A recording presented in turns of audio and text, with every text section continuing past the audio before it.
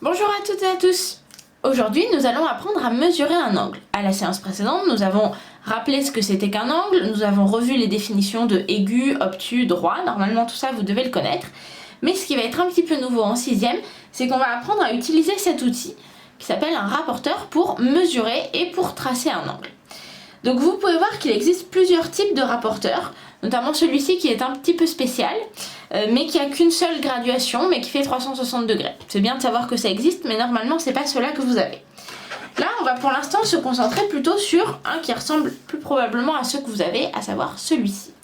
Donc vous pouvez voir que sur un rapporteur, vous allez toujours avoir un centre, donc ici qui est bien entouré, parfois ça peut être juste une petite croix, et deux demi-droites qui partent de ce centre et qui vont sur les côtés. Ce qui va nous intéresser pour mesurer notre angle, ça va être les différentes graduations qu'on a. Et là, comme vous pouvez le remarquer sur ce rapporteur, c'est le cas sur la plupart des rapporteurs, vous allez avoir deux graduations. Une première graduation à l'extérieur qui va aller de 0 à 180 de gauche à droite sur ce rapporteur. Ça sera souvent comme ça, mais pas systématiquement. Et une deuxième graduation à l'intérieur qui va aussi de 0 à 180, mais cette fois-ci de droite à gauche. Donc il va falloir faire attention à chaque fois à utiliser la bonne graduation entre les deux. On ne peut pas utiliser n'importe laquelle. Regardons sur un exemple comment on fait. Donc comme vous pouvez le voir ici, j'ai tracé deux angles. Les angles ABC et l'angle DEF. Et on va vouloir mesurer ces deux angles. Donc quand vous voulez mesurer un angle, la première chose à faire, c'est de venir placer le centre du rapporteur sur le sommet de l'angle. Donc ici, ça sera sur le point B.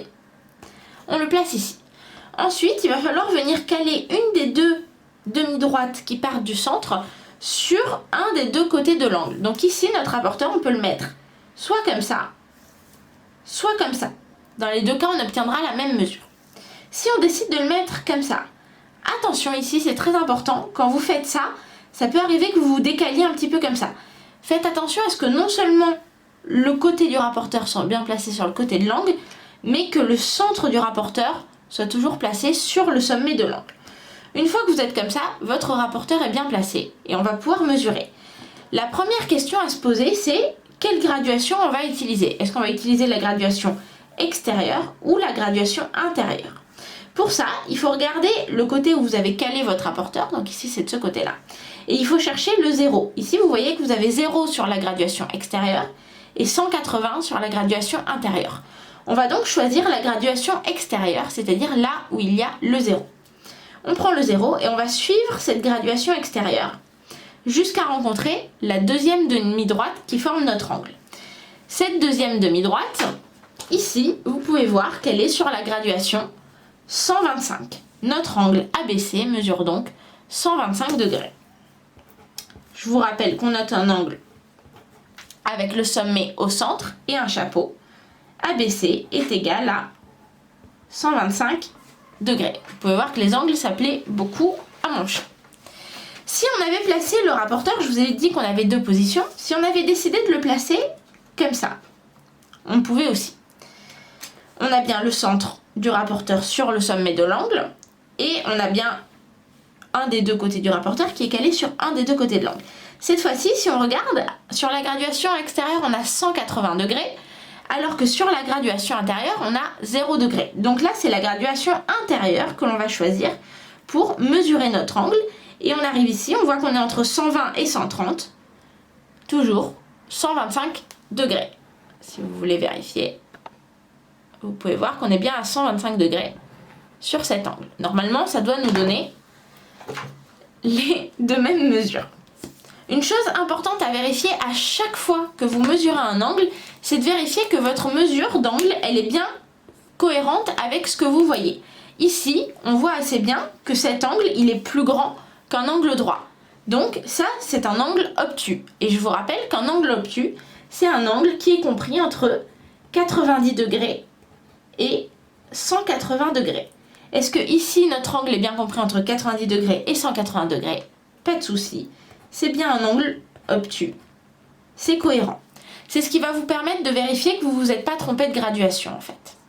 Deuxième angle, l'angle DEF. Toujours pareil, on va prendre notre rapporteur et on va venir poser le centre du rapporteur sur le sommet de l'angle. On fait pivoter notre rapporteur de manière à ce que le côté du rapporteur soit bien placé sur le côté de l'angle. Et on vérifie que le centre est toujours sur le sommet. Si vous avez un rapporteur avec un trou, comme ça peut peut-être vous aider de placer un stylo ou de placer la pointe du compas par exemple, pour bien tenir le rapporteur. Sinon il suffit de vérifier. Cette fois-ci, on voit que le 0, il est sur la graduation intérieure. Donc on va devoir prendre la graduation intérieure pour mesurer notre angle. Donc on va prendre le 0, on voit qu'on est quelque part entre 30 et 40 degrés et on va venir compter les petites graduations. Et là normalement on doit trouver que notre angle il mesure 33 degrés.